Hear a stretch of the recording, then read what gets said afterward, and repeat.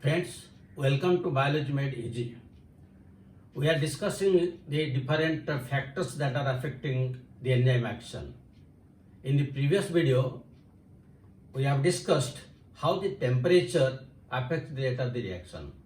Now in this video, we will discuss the effect of pH and effect of substrate concentration. So first we will discuss the effect of pH on enzyme action.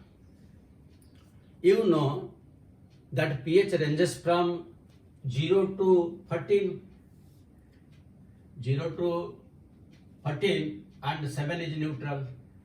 This part less than 7 is acidic and 7 to 13 this is alkaline or basic. Now the function of each enzyme is it works at a particular temperature, at a particular pH with its maximum efficiency, maximum capacity. The enzyme which will function in acidic pH will not function in alkaline pH or vice versa. Again in acidic pH, the pH may be very low, highly acidic or slightly acidic. So depending upon that, the enzyme's functions. Suppose if we will draw one graph like this, this is 0, 1, 2, 3, 4, 5, 6, 7, 8, 9, 10, 11, 12 and 13, 14 like that. Suppose if we take the case of enzyme pepsin. Pepsin, it works at pH 2. So when it functions at pH 2, that means it will start functioning at pH 1 and at a 2 it will have highest efficiency. Then towards 3 or 3.5 it will stop its function. That means up to this 7 it is acidic. But since it functions in a highly acidic medium, it will not function in a low acidic medium. That means it functions in a very narrow range of pH. If we take the case of another enzyme, that is catalase, it functions in pH 7.6. So here 7.6 means it will start functioning somewhere in between 5 to 6, and at 7.6 it will have maximum efficiency, then gradually it will decline. That means it will not function in a highly acidic medium or in highly alkaline medium. Similarly, if we take the case of proteolytic or pancreatic lipase, it functions in pH 9. That means it will function at start from this point at 9. It will have maximum efficiency.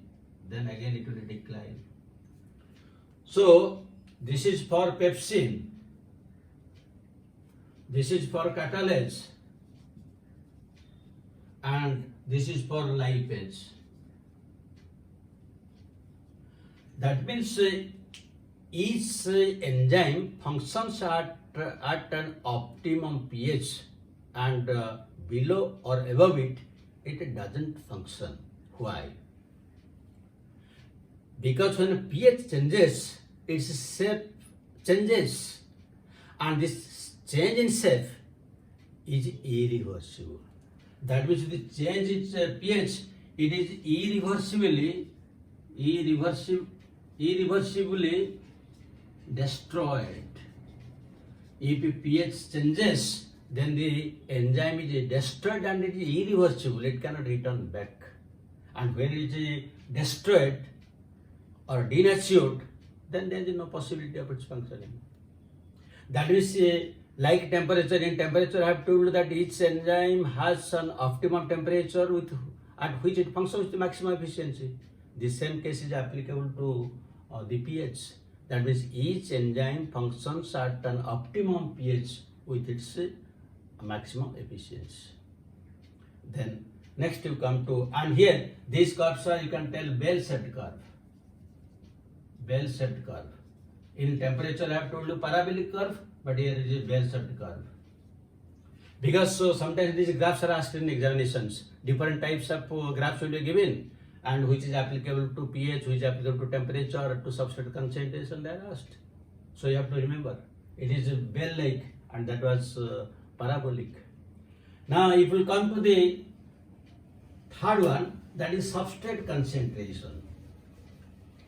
And substrate concentration, it is very important for the enzyme.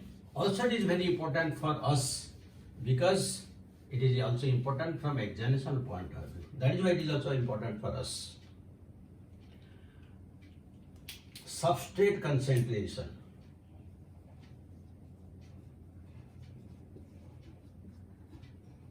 So how the substrate concentration affects it?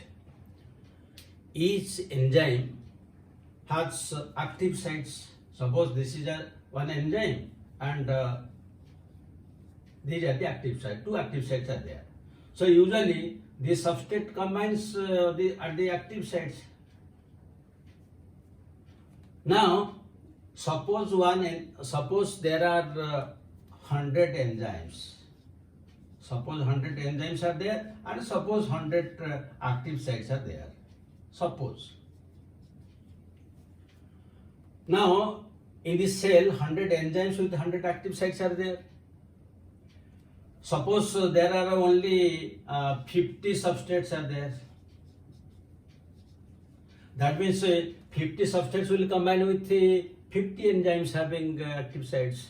The remaining 50 enzymes, they don't have substrates. Now you will increase it to 60. Again, still 40 enzymes are unutilized. Increase it to 70, 80, 90. So what will happen? The rate of the reaction will gradually increasing with the increase in substrate concentration. And when it reaches to 100 substrates, now 100 enzymes are there with 100 active sites. And now the substrate concentration is increased to 100.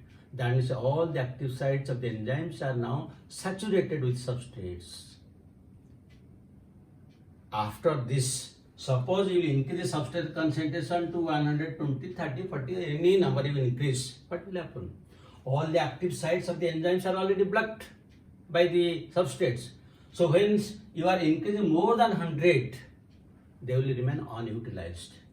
That means the rate of the reaction will be constant at that 100 substrates. Beyond that, the substrates are there, but there is no enzyme. Now if you increase the enzyme, then the rate of the reaction will increase. But again you have to give more substrates. Again you increase, in that case it will decrease. But as long as the enzymes remain constant, with the increase in substrate concentration, the rate of the reaction will increase till all the active sites are filled up, till they are saturated. Beyond that, it will remain constant. So now if we draw it in the form of a graph, what is happening you see.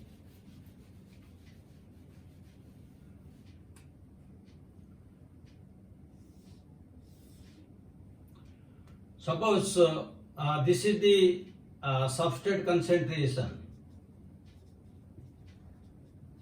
And this is the rate of the reaction. Now, with the increase in substrate concentration, the rate of the reaction will gradually increase. The rate of the reaction will gradually increase. Then, when all are saturated, then naturally it will be constant. It will be constant like this. With the increase in substrate concentration is increasing, then it will be constant. This type of graph is known as a hyperparabolic. Hyperparabolic. Parabolic curve. That means now you know three types of curve. In temperature parabolic, in pH bell-shaped, and here hyperparabolic curve. So this is how the graph is shown in case of substrate concentration. But now one thing you have to mark. At what point it shows maximum capacity? Maximum capacity is at this point with maximum efficiency. That means if we take this one, this point, then at this point or at this particular concentration of the substrate, if you note it as 0, 1, 2, 3, 4, 5, 6, 7, 8, like this. This is the substrate concentration. Then at 4, it shows maximum capacity, or you can write V max. That means the velocity of the reaction is maximum. Then at what substrate concentration, it is half of the maximum velocity. If you write it half V max. So half V max means it will come somewhere here at this point. This will be half V max. Now if we will draw a point like this and again like this, that we say at almost coming at 2, this is known as Km. Km is known as a Michaelis constant. Michaelis constant. Michaelis is the name of the scientist. So what is the Michaelis constant? The substrate concentration. This is the Km. The substrate concentration at which half of the maximum velocity of the reaction takes place. The substrate concentration at which half of the maximum velocity of the reaction takes place, that is known as Km value. What is its importance? Now you can easily understand its importance when I will draw another graph. Suppose I am drawing a graph like this and it will be like this. That means the rate of the reaction is very steep, very rapid. So in this case, this is the maximum velocity of the reaction, V max. So half is somewhere here. So this is the Km value. This is the half V max. Now again I am drawing a third one. The third one is like this. That means this is the maximum velocity of the reaction, this is half, and this is the Km value. Now you observe all the 3 types of graphs. Here the reaction is very steep, here the reaction is very slow, and this one is somewhere in between. That means when the rate of the reaction is very slow, the Km value is more. When the rate of the reaction is very steep, very rapid, the Km value is very low. And in this case it is in between, so it is also like somewhere in between. That means the greater is the enzymatic activity, the lesser is the Km value. Or you can tell in the reverse one, the greater is the Km value, the slower is the rate of the reaction. That means the Km value or Michaelis constant indicates the affinity. The affinity means a relationship. The affinity between enzyme and substrate. Enzyme and substrate. It denotes the affinity, the relationship between the enzyme and the substrate. The lower the Km value, the lower Km value means higher affinity. Higher affinity. It means like this. And the higher is the Km value, then lower is the affinity. Means it is inversely proportional. It is inversely proportional. The lower the Km value, the higher the rate of the reaction. The higher the Km value, the lower the rate of the reaction.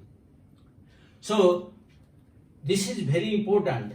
Unless you are clear about this, again it will be difficult on your part to understand the inhibition, how the inhibitors they compete with the substrate. Again these things will come there. So try to understand it perfectly. But the Km value is the relationship between the enzyme and the substrate. The lower the Km value, the higher is the affinity, and higher is the Km, the lower the affinity.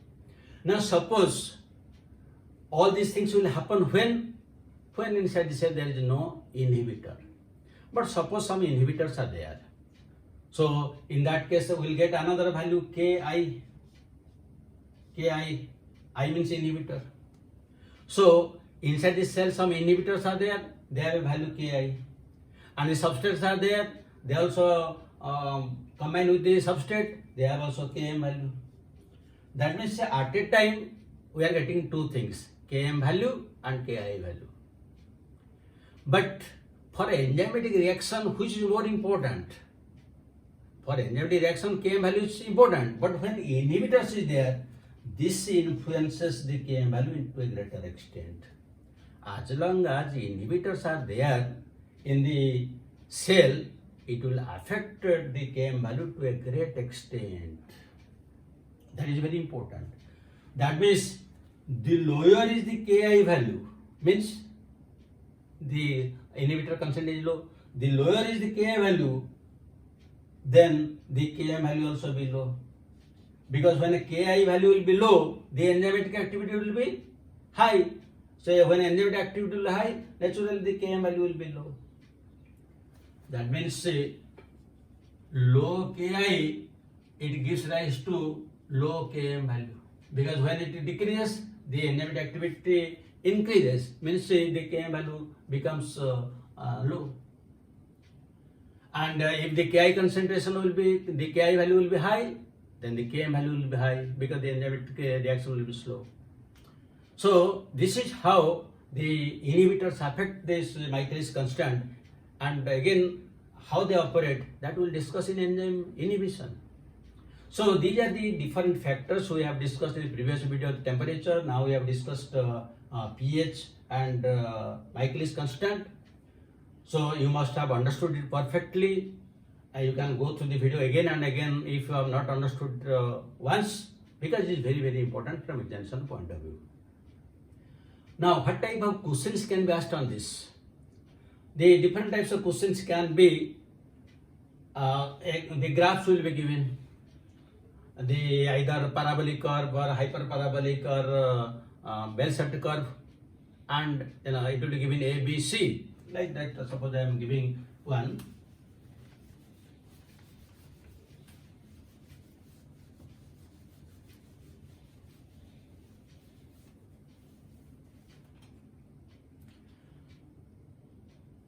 Suppose graphs will be given like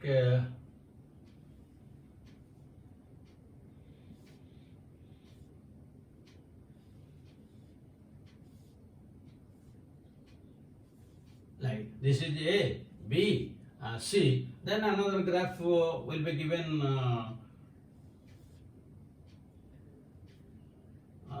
it may be given like this, and this is D. So this is question number 1. From these graphs, identify the one which is for pH in enzymatic activity. This is a very important question. So many times in different exams these questions, such type of questions have been asked. That is why I have given emphasis on parabolic curve, hyperparabolic curve, and bell-shaped curve. This is one question. Similarly, you can take a second question. At 0 degree centigrade, what happens to enzymes? Again, different choice: denatured, B, inactivated. Then you can get C choice, structure changes,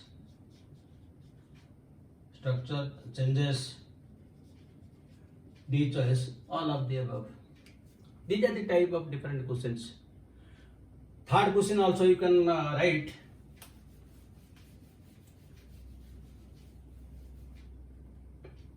Each enzyme has A choice, optimum temperature but not optimum pH. B choice, optimum pH but not optimum temperature. C choice, optimum pH and optimum temperature. Optimum pH and optimum temperature. And D choice, neither optimum temperature nor optimum pH. So you answer all the questions, write in the comment box, and you must have enjoyed perfectly. Have a good day.